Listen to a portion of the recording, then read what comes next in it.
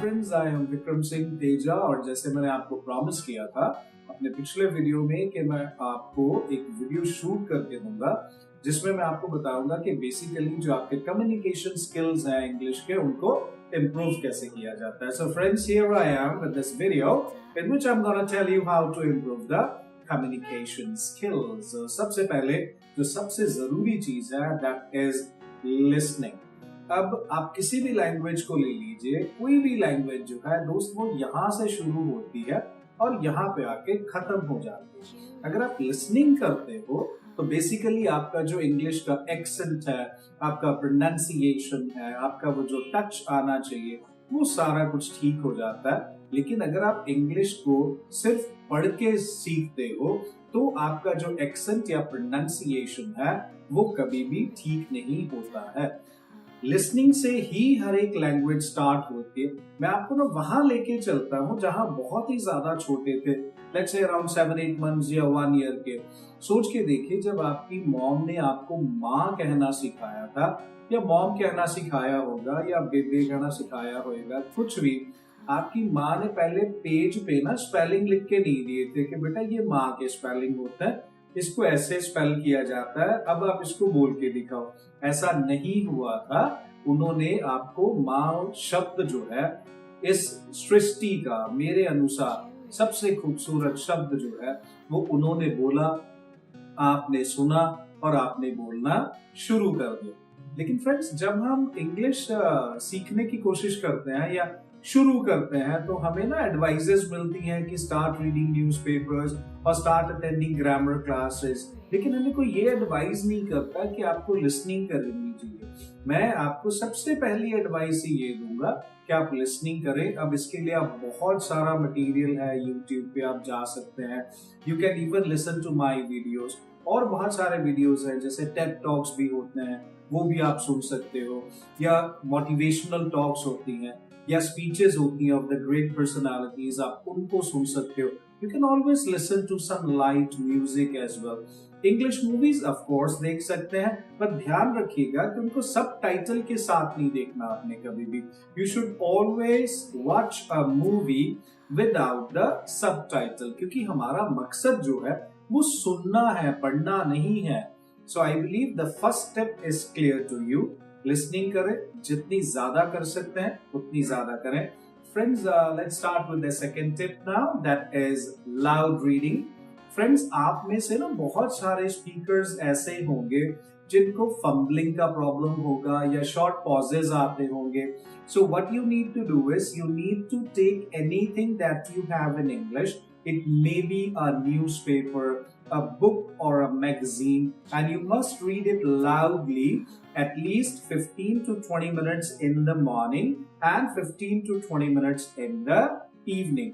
Friends, एक चीज सोच के देखें, जो सिंगर्स होते हैं वो इतना रियाज क्यों करते हैं, और जो जितना ज्यादा रियाज करता है वो उतना ज्यादा सुरीला भी हो जाता है। So basically what you need to do is you must be doing loud readings, ताकि आपकी जो फंबलिंग है वो हमेशा के लिए खत्म हो जाए। So friends, let's talk about the third tip here. The third tip is thinking. You must think in English. Friends, कभी सोचा है कि जब आप हिंदी या पंजाबी में बात करते हैं, जो भी आपकी नेटिव या मदर टंग है उसमें बात करते हैं, तो फंबलिंग क्यों नहीं होती है या पॉजेस क्यों नहीं होते हैं? क्योंकि आप जिस लैंग्वेज में बात कर रहे होते हो उसी लैंग्वेज में सोच भी रहे होते हो।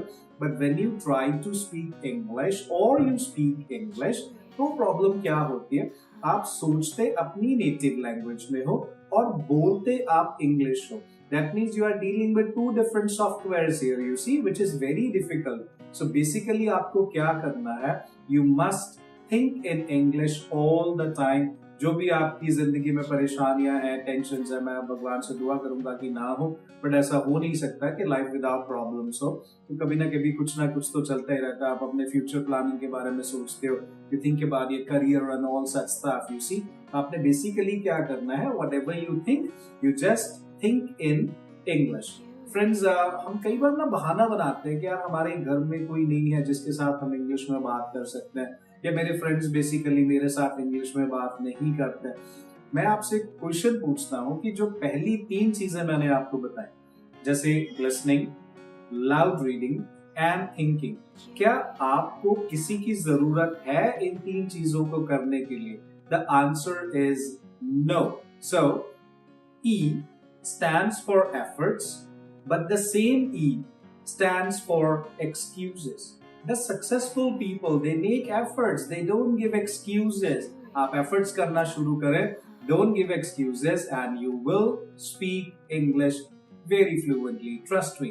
Moving on to number 4. Take initiatives. What does it mean now? Taking initiatives means you should be the first one to go and start the conversation in English. Friends, मैं यहाँ पे एक वार्निंग भी दे रहा हूँ, एडवाइस भी दे रहा हूँ। मैं ये नहीं कह रहा कि आप उन लोगों के साथ भी जाके इंग्लिश में बात करें जिनको इंग्लिश बोलनी नहीं आती है। नेचुरल है कि यार जो बंदा रेडी वाला है, जो सब्जी बेच रहा है या जो चाय वाला है वो बेच रहा है चाय, है ना, हम उनके साथ भी जाके इंग्लिश में बात करें। मैं बात कर रहा हूँ कि जिस एटमोस्फेयर में आपको लगता है कि डेफिनेटली आप इंग्लिश में बात कर सकते हैं, सामने वाला इस लैंग्वेज में रिस्पॉन्ड करेगा, तो आप वहां जाके इंग्लिश में स्टार्ट करें अपनी कम्युनिकेशन को, और सामने वाला भी जो कन्वर्सेशन है उसको इंग्लिश में ही लेगा। Friends, let's move on to number 5. Speak as much as possible with as many people as possible. Now, what does it mean now? क्या हमेशा ऐसे ही बिना बात के बोलते रहो? No, it doesn't mean that. When I say speak as much as possible, जहां आपको मौका मिले, जितना मौका मिले, आप हमेशा बात करें इंग्लिश में। जितनी ज्यादा बातें आप इंग्लिश में करेंगे उतनी आपकी ज्यादा प्रैक्टिस हो जाएगी। Now, why with as many people as possible? आपका जो हेजिटेशन है वो रिमूव हो जाएगा। You will build confidence and you will be able to talk confidently with everyone. So basically ये वो कुछ टिप्स हैं जो आपको फॉलो करने हैं। Moving on to point number 6. यहाँ पे आपको मिरर सेशन करना है, but not that traditional mirror session. मैं इसको थोड़ा सा एडवांस कर देता हूँ। What you need to do is take a topic, prepare it very well, then go and stand in front of the mirror. अब जब आप बोलना शुरू करो तो आपके पास जो स्मार्टफोन है उसका ऑडियो रिकॉर्डर ऑन करो। रीजन, क्योंकि आपका मिरर आपको ये बता देगा कि आप कैसे लगते हो व्हेन यू स्पीक इंग्लिश, और आपका जो ऑडियो रिकॉर्डर है वो आपको ये बता देगा how you sound when you speak English. I bet आप में से बहुत सारे ऐसे लोग हैं जिन्होंने खुद को कभी भी नहीं सुना होगा when you speak English. You must do it. फिर आप देखें कि उसमें क्या कमियां हैं, क्या गलतियां हैं, आपको किस चीज पे काम करना है। You will come to know about your own accent, about the pronunciation, about the flow which you have, the clarity that you have, the confidence level that you have, आप किस pitch पे बात करते हो। You will come to know about everything, the pace, pitch, rhythm, you'll come to know about everything. फिर आप उन चीजों पे काम करना शुरू करें। Moving on to the last thing, 7th tip now. Feel what you say. Basically हमारी pitch ज्यादातर flat है। वो फ्लैट होने का रीजन क्या है? जो हम बोल रहे हैं हम उस चीज को कभी फील ही नहीं करते हैं। आपको वो करना जरूरी है। लैंग्वेज का मतलब होता है अपने इमोशंस को कन्वे करना शब्दों में पिरोकर, और अगर आपके शब्द ये बयान ही नहीं कर पा रहे हैं कि आप अंदर से क्या फील कर रहे हो, तो आप जस्ट सेंटेंसेस बना रहे हो।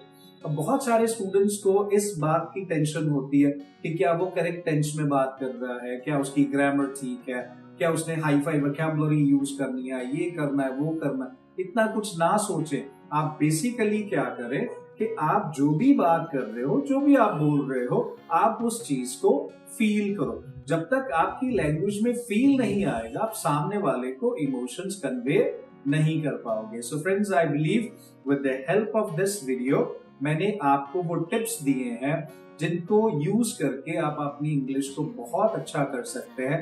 Please use them consistently. यहाँ जो मैंने ये वर्ड यूज किया है consistently, this is the key. कोई भी चीज जो है वो ओवरनाइट नहीं होती है।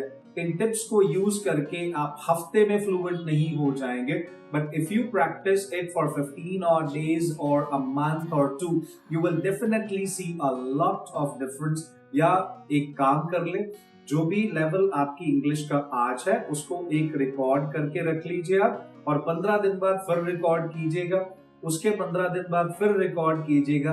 See the differences, and with the help of these tips you are going to have a very good command over English. You will be able to improve your communication skills. So friends, finally, if you have not subscribed my channel, do it right now. Hit the bell icon so that you receive all the notifications, and do like, comment and share this video. कंजूसी मत कीजिएगा, आपके जिन friends को अच्छी English नहीं आती है उनके साथ इसको शेयर जरूर कीजिएगा. Thank you so much and take a very good care of yourself.